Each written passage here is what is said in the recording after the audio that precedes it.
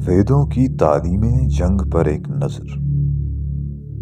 ऊपर जंग के मुतल्लिक चारों वेदों के मंत्र लफ्ज़ ब लफ्ज़ नकल कर दिए गए हैं और इनकी असली स्पिरिट को जाहिर करने के लिए एक एक मजमून के कई कई मंत्र नकल किए गए।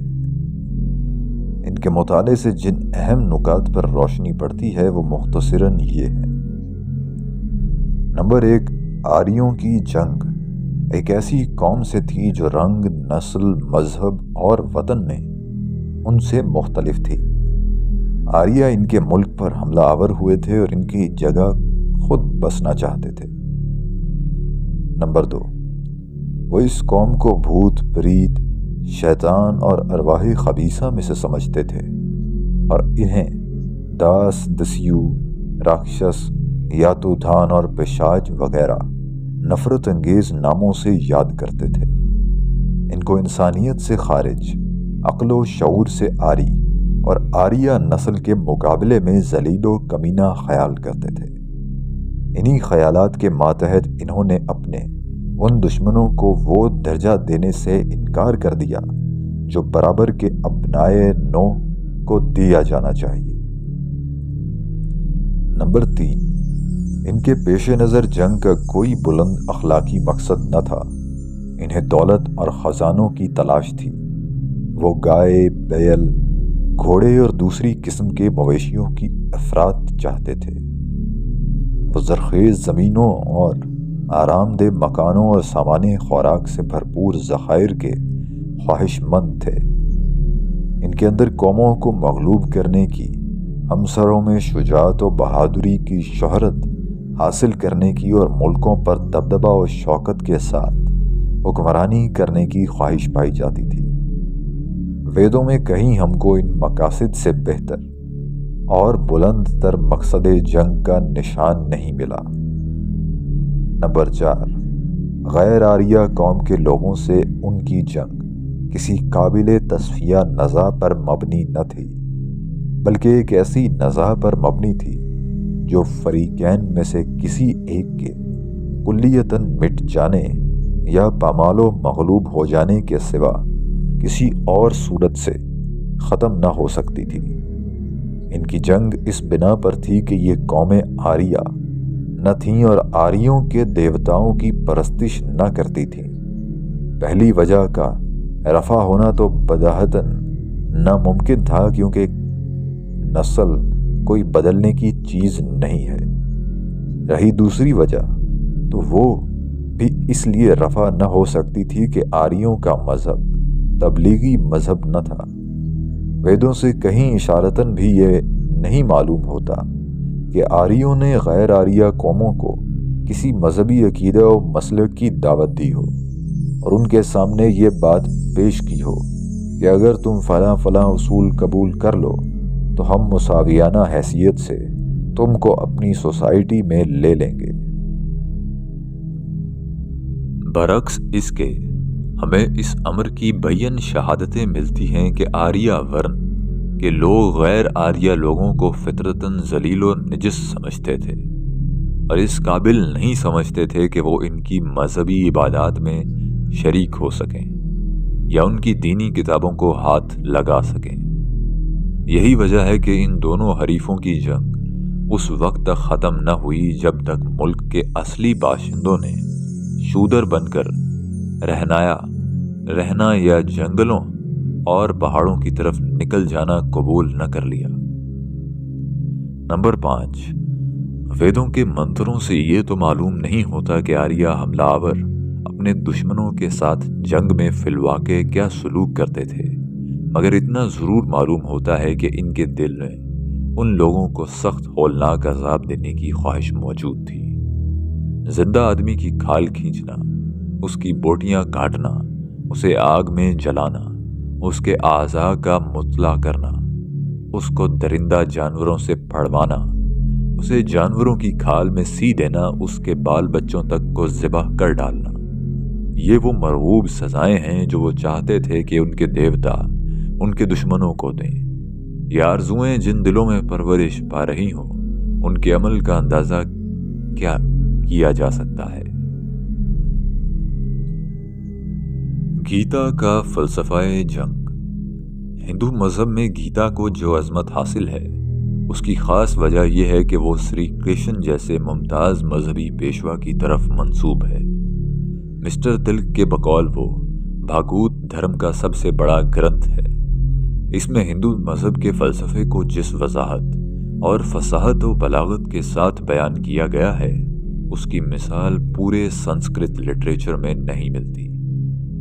गो इसमें हिंदू तसव्वुफ़ के 20 मसाइल ज़ेरे बहस आए हैं, लेकिन इसका असल मरकज़ी नुक्ता जंग ही है, क्योंकि वो एक पस्त हिम्मत सिपाही को जंग पर उभारने और इसके खून रेजी से बेजार दिल में रज़म आराई का शौक पैदा करने के लिए लिखी गई है।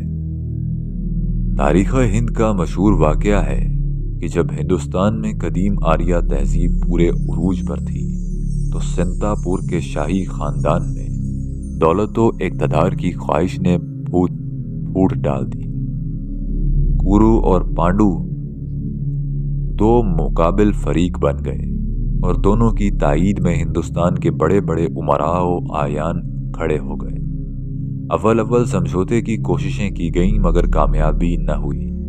आखिर दोनों ने काज़ी शमशीर को हकम बनाया और मैदाने जंग की अदालत में अपनी किस्मत का फैसला करने के लिए जमा हो गए। कृष्ण जी इस जंग में पांडुओं के हामी थे। पांडुओं का सरदार अर्जुन उनका चेला था। उसकी फौज को कामयाबी की मंजिल तक पहुंचाने के लिए कृष्ण जी ने खुद उसके रथ की भागें अपने हाथ में ले ली थी। जब मैदाने कारज़ार में दोनों फौजें आमने सामने खड़ी हुईं और अर्जुन ने अपनी आंखों से अपने दोस्तों, अजीजों और भाइयों को आमादा किताल देखा, तो इसका दिल टूटने लगा। उसने मोहब्बत के लतीफ़ जज्बात से मुतासिर होकर इरादा किया कि जंग से फिर जाए। इस पर कृष्ण जी ने उसको एक तवील उपदेश दिया, जो जंग के फ़लसफ़े और इसके मुख्तलिफ पहलुओं पर हावी था। यही उपदेश भागवत गीता है। यह उपदेश दरअसल ज़ुबानी दिया गया था।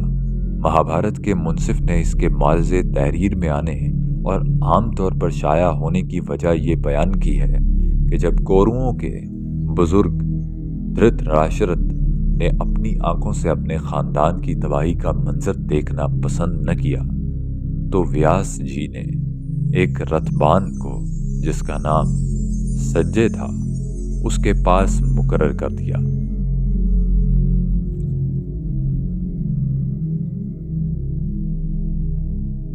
ताकि वो जंग की मुफस्सिल कैफियत मनोअन बयान करता जाए। इस रिपोर्टर ने कैफियत जंग के सिलसिले में उस गुफ्तगू का भी पूरा हाल धृतराष्ट्र को सुना दिया, जो पांडवों के लश्कर में कृष्ण जी और अर्जुन के दरमियान हुई थी, और वो उपदेश भी नकल कर दिया जो अर्जुन की हिम्मत अफजाई के लिए कृष्ण जी ने इरशाद फरमाया था।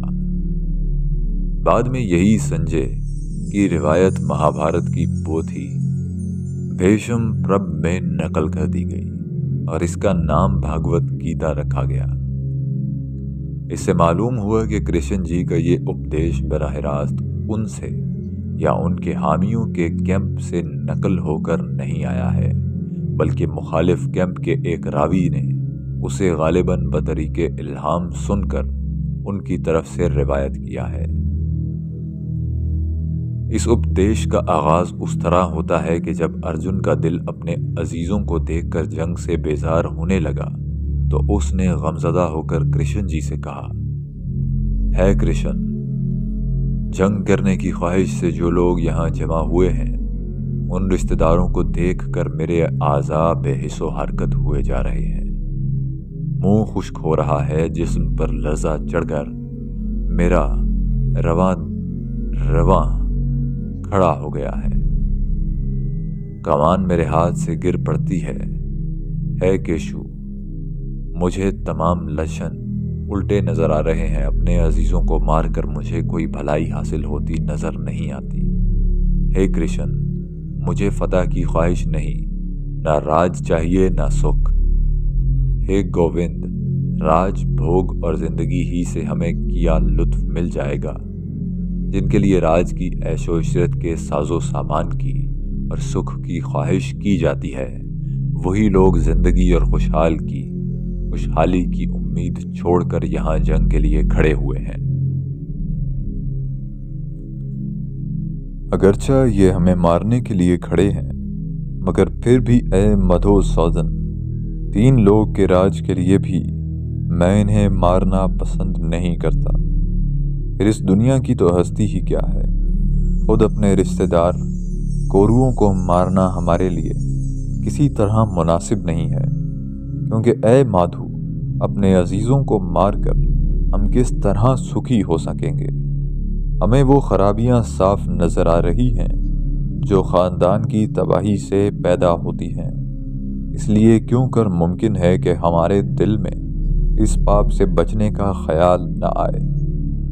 ख़ानदान की तबाही से तमाम पुराने ख़ानदानी धर्म तबाह हो जाते हैं, और ख़ानदान के इन धर्मों के मिट जाने से ख़ानदान पर अधर्म की धाक जम जाती है जनार्दन, हम ऐसा सुनते आए हैं कि जिन इंसानों के ख़ानदानी धर्म गायब हो जाते हैं, वो यकीनी तौर पर निर्क हो जाते हैं।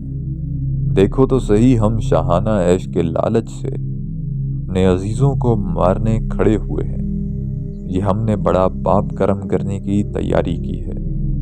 इससे तो मेरे लिए ये ज़्यादा बेहतर होगा कि अपने हथियार फेंक दूं, इन्हें कुछ रोक टोक न करूं और हथियार बंद कोरू मुझे मैदाने जंग में मार डालें।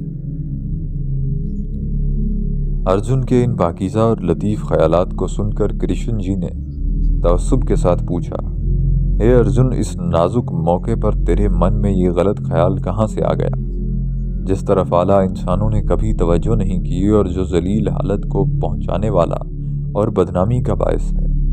हे पात, ऐसा न मर्द न बन, ये तेरी शान के शाया नहीं। दिल की कमज़ोरी को छोड़ और खड़ा हो जा।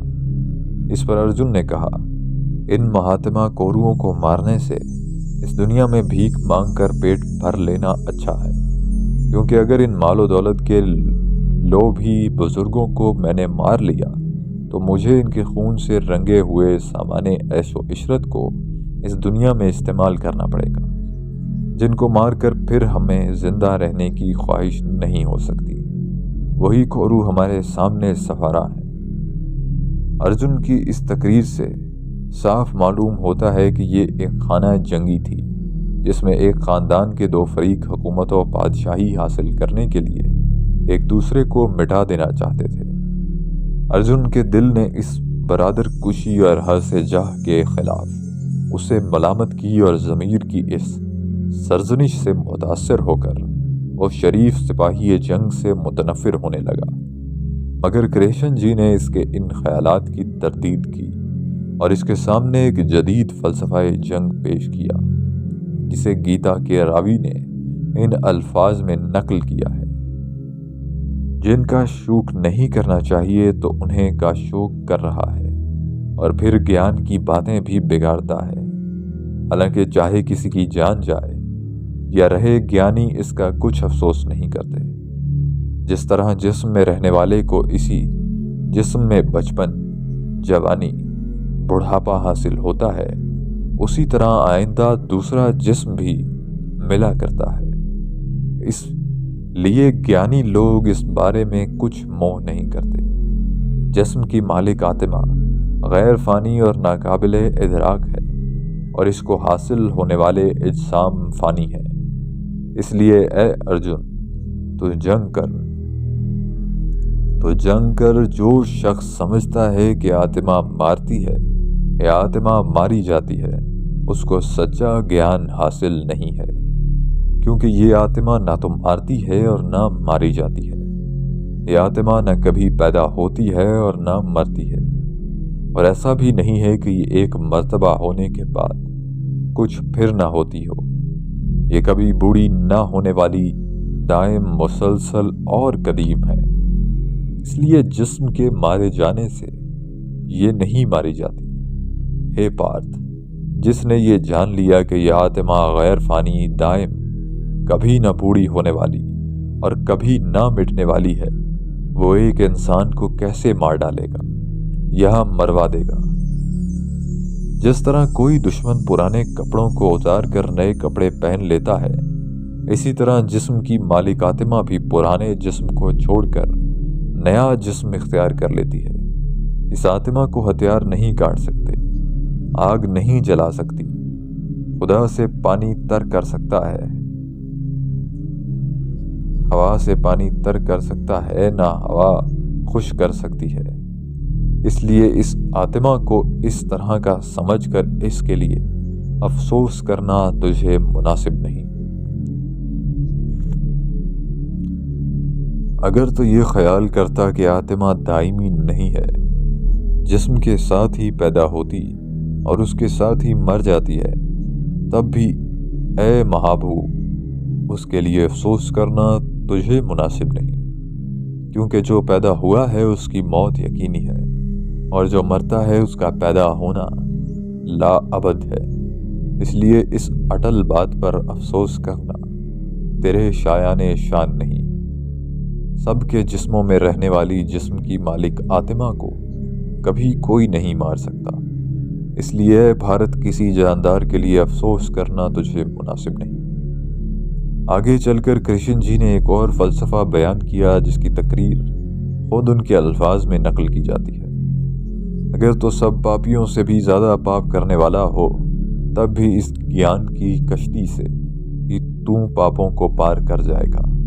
جس طرح روشن کی ہوئی آگ تمام ایندھن کو جلا کر خاک کر دیتی ہے، اسی طرح اے ارجن یہ گیان روپ کی آگ بھی سب کاموں کی نیکی و بدی کی قیود کو جلا دیتی ہے۔ اے دھنجے، اس آتم گیانی شخص کو کرم اپنی قیود میں نہیں پھنسا سکتے جس نے کرم یوگ کے سہارے سے کرموں کی قیود کو ترک کر دیا ہے، اور جس کے سب شکوک و شبہات گیان سے دور ہو گئے ہیں۔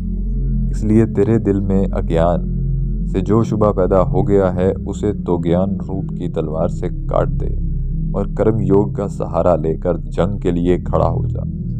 جو کرم یوگ میں لوگ گیا، جس کا دل پاک ہو گیا، جس نے اپنے من اور اپنے حواس پر قابو پا لیا، اور سب جانداروں کی آتما ہی جس کی آتما ہو گئی، وہ سب کام کرنے کے باوجود کرموں کے عذاب و ثواب سے غیر متاثر رہتا ہے۔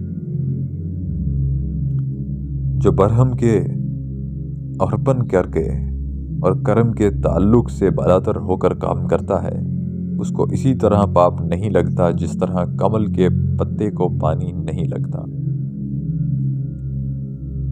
گیتا کے فلسفے پر ایک نظر۔ کرشن جی کی اس تعلیم کا محاصل صاف الفاظ میں یہ ہے: نمبر 1، چونکہ عقیدہ تناسخ کی روح سے انسان ایک دفعہ مر کر پھر دوبارہ دوسرے جنم میں آ جاتا ہے، اس لیے اسے قتل کر دینا کوئی بری بات نہیں ہے۔ مرنے کے بعد وہ پھر جنم لے لے گا اور اس کی غیر فانی روح پر قتل کا کوئی اثر نہ ہوگا۔ نمبر 2، روح کے لیے جسم کی حیثیت وہی ہے جو جسم کے لیے کپڑوں کی ہے، لہٰذا کسی کے جسم و روح کا تعلق کاٹ دینا ایسے ہی ہے جیسے کسی کے پرانے کپڑے پھاڑ دینا۔ اس فعل کو قتل سے اور اس کے نتیجے کو موت سے تعبیر کرنا، پھر اسے گناہ اور جرم سمجھنا اور اس پر رنج کرنا محض جہالت ہے۔ علم و عرفان کی نگاہ میں تو جو شخص کسی انسان کو بظاہر قتل کرتا ہے، وہ دراصل اسے قتل نہیں کرتا بلکہ صرف اس کی روح پر سے جسم کا لبادہ اتار دیتا ہے، اور یہ کوئی افسوس کی بات نہیں ہے۔ افسوس کی بات تو اس وقت ہوتی جب قتل سے روح پر بھی موت واقع ہو جاتی۔ نمبر 3، جو چیز حادث ہے اس کا فنا ہو جانا یقینی ہے، پھر جب انسان کو ایک دن مرنا ہی ہے تو اسے مار ڈالے میں کیا برائی؟ جو اٹل بات ہے وہ ہو کر رہے گی، خواہ ہمارے ہاتھ سے ہو یا قدرت کے ہاتھ سے۔ کل قدرت تو اسے مارنے والی ہے، کل قدرت تو اسے مارنے والی ہے ہی۔ پھر آج اگر ہم نے اسے مار ڈالا تو آخر مذائقہ کیا ہے؟ نمبر 4، جس شخص کو گیان حاصل ہو اس کے لیے نیکی اور بدی کی کوئی قید باقی نہیں رہتی۔ اس کے لیے تمام اعمال مباح ہو جاتے ہیں۔ اعمال میں نیک و بد کا امتیاز صرف ان لوگوں کے لیے ہے جو گیانی نہیں ہیں۔ بس گیان حاصل کر لو، پھر کوئی بدتر سے بدتر فعل بھی تمہارے لیے گناہ نہیں ہے۔ اس تعلیم کا قدرتی نتیجہ یہ ہونا چاہیے کہ انسان کے دل میں انسانی جان کی کوئی قدر و قیمت ہی باقی نہ رہے۔ جس کا جی چاہے اپنے دوسرے بھائی کے جسم کو پرانا کپڑا سمجھ کر پھاڑ دے، اور جب باز پرس ہو تو جسم کی فنا پذیری اور روح کی دائمی زندگی کا فلسفہ پیش کر کے قتل کی ذمہ داری سے بری ہو جائے۔ پھر جو شخص گیانی ہو، اس ہونے کا مدعی ہو، اس کے لیے تو قتل کیا مانی، کوئی جرم اور کوئی گناہ ہی نہیں رہتا۔ وہ آزادی کے ساتھ ہر قسم کے جرائم کا ارتکاب کر کے بھی بے جرم و بے تصور بے قصور رہ جاتا ہے۔ ایک طرف گیتا نے اس قدر آزادی کے ساتھ جنگ کی تلقین کی ہے، دوسری طرف ہم دیکھتے ہیں کہ اپنے پورے 18 ابواب میں ایک جگہ بھی اس نے یہ نہیں بتایا کہ جس خون ریزی پر وہ اس طرح انسان کو اکسا رہی ہے اس کا مقصد کیا ہے، اور کن اغراض کے لیے وہ بنی نوع انسان کا خون بہانا یا ارواح و اجساد کے تعلق کو قطع کرنا جائز سمجھتی ہے۔ جنگ کے مسئلے میں مقصد جنگ کا سوال در حقیقت ایک بنیادی سوال ہے، کیونکہ اس خطرناک کام کو اگر کوئی چیز مقدس بنا سکتی ہے تو وہ صرف مقصد کی پاکی اور طہارت ہی ہے، ورنہ ناجائز مقاصد کے لیے تو خواہ کتنی ہی شرافت کے ساتھ جنگ کی جائے، بہرحال وہ ناجائز ہی ہوگی اور قانون اخلاق کی نظر میں درندگی و بہیمیت کے سوا کچھ نہ ہوگی۔ لیکن گیتا نے اس بنیادی سوال کو صاف نظر انداز کر دیا ہے، اور اس باب میں انسان کی رہنمائی کرنے کا کوئی اہتمام نہیں کیا۔ تاہم بعض اشلوکوں کے انداز بیان سے کسی حد تک اندازہ کیا جا سکتا ہے کہ مقصد جنگ کے بارے میں گیتا کا نقطہ نظر کیا ہے۔ ایک جگہ کرشن جی فرماتے ہیں، ہے ارجن، یہ جنگ ایک سورگ کا دروازہ ہے جو تیرے لیے خود بخود کھل گیا ہے۔ ایسا موقع خوش قسمت کشتریوں ہی کو ملا کرتا ہے، لہٰذا اگر تو اپنے دھرم کی پیروی میں یہ جنگ نہ کرے گا تو اپنے دھرم اور شہرت کو برباد کر کے پاپ جمع کرے گا، بلکہ سب لوگ تیری کبھی نہ ختم ہونے والی مذمت کے گیت گاتے رہیں گے۔ یہ مذمت و بدنامی انسان کے لیے موت سے بدتر ہے۔ سب محاتی یہ سمجھیں گے کہ تو خوف زدہ ہو کر میدان جنگ سے بھاگ گیا، جن کی نظروں میں آج تو نہایت تعظیم کے قابل بنا ہوا ہے، وہ تجھے ناقابل سمجھنے لگیں گے۔ اسی طرح تیرے زور و طاقت کی مذمت کر کے تیرے بدخواہ اور دشمن ایسی بہت سی باتیں کہیں گے جو نہ کہی جانی چاہیے۔ پھر اس سے بڑھ کر دکھ کی بات اور کیا ہوگی؟ اگر تو مر گیا تو سورگ کھو جائے گا، اور اگر فتح یاب ہوا تو دنیا کے راج کو بھوگے گا۔ اس لیے جنگ کرنے کا مستقل ارادہ کر کے اٹھ۔ علاوہ بری اگر تو اپنے دھرم کی طرف بھی دیکھے تو اس وقت ہمت ہارنا تجھے مناسب نہیں ہے، کیونکہ دھرم کی روح سے حق بجانب جنگ سے بڑھ کر اور کوئی بات کشتری کے لیے بھلائی کی نہیں ہو سکتی۔ میں لوگوں کا خاتمہ کرنے والا اور بڑھا ہوا کال ہوں، یہاں لوگوں کا ناش کرنے آیا ہوں۔ تو اگر نہ ہو تب بھی فوجوں کی صفوں میں یہ جتنے جنگ آزما کھڑے ہیں سب تباہ ہونے والے ہیں۔ اس لیے تو اٹھ، نیک نامی حاصل کر اور دشمنوں کو مغلوب کر کے وسیع سلطنت کا لطف اٹھا۔ میں نے انہیں پہلے ہی مار دیا ہے۔ اب یہ خیالات ان عام خیالات سے کچھ بھی مختلف نہیں جو جنگ کے موقع پر ہمیشہ سپاہیوں کو لڑنے کی ترغیب دینے کے لیے استعمال کیے جاتے ہیں۔ نہ یہ مقاصد جنگ ان مقاصد سے کچھ بلند ہیں جن کے لیے اہل دنیا اپنے ابنائے نو کا خون بہایا کرتے ہیں۔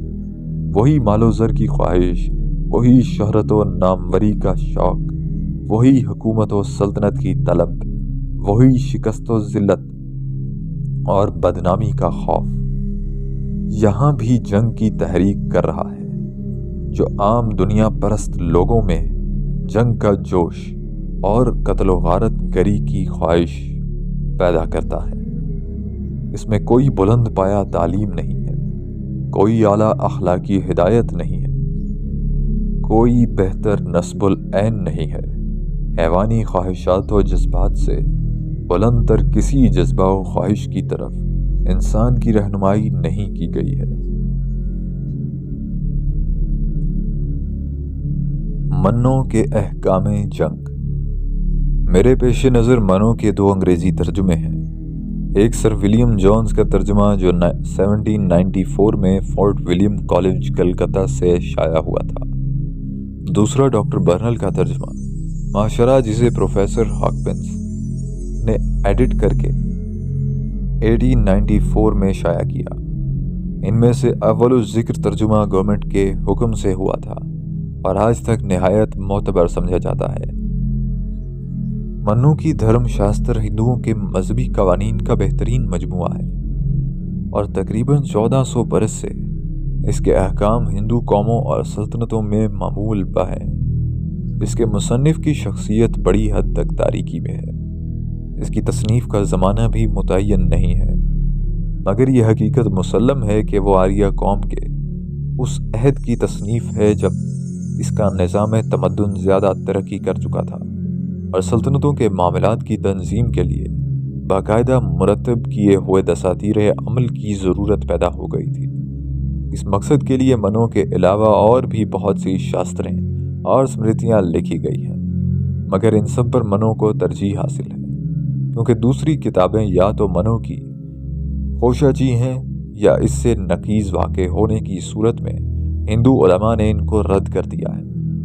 مذہبی کتابوں میں عام طور پر یہ خیال ظاہر کیا جاتا ہے کہ جو کچھ منو کہتا ہے وہی صحیح ہے، اور جو اسمرتی منو کے خلاف ہے وہ معتبر نہیں ہے۔ بس ہندو مذہب کے اس قوانین معلوم کرنے کے لیے ہمارے پاس اس سے بہتر اور کوئی ذریعہ نہیں ہے، چونکہ یہ مجموعہ ایک ایسے زمانے میں مرتب ہوا ہے جبکہ ہندوستان میں آریہ قوم کی باقاعدہ سلطنتیں قائم ہو چکی تھیں اور تہذیب و تمدن کی ترقی نے اس کو اپنے معاملات کے اجراء میں ایک مخصوص ضابطے کی پابندی کرنا سکھا دیا ہے۔ اس لیے ہم کو اس میں جنگ کے تمام ضروری پہلوؤں کے متعلق احکام و قوانین ملتے ہیں۔ جنگ کا مقصد۔ سب سے پہلا سوال مقصد جنگ کا ہے۔ منو نے اس پر کچھ زیادہ تفصیل کے ساتھ بحث نہیں کی ہے، تاہم حسب ذیل تصریحات سے صاف معلوم ہوتا ہے کہ وہ کن مقاصد کے لیے جنگ کو جائز سمجھ رکھتا ہے۔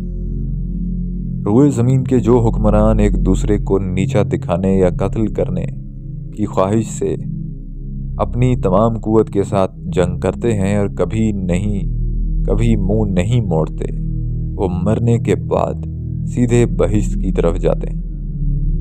جس راجا کی فوجیں ہر وقت جنگ کے لیے تیار رہتی ہیں، اس سے تمام دنیا خوف زدہ و مرعوب رہتی ہے۔ بس ایسے راجا کو اپنی مستعد فوج کے ساتھ تمام مخلوقات کو اپنا تابع فرمان بنانے کی کوشش کرنی چاہیے۔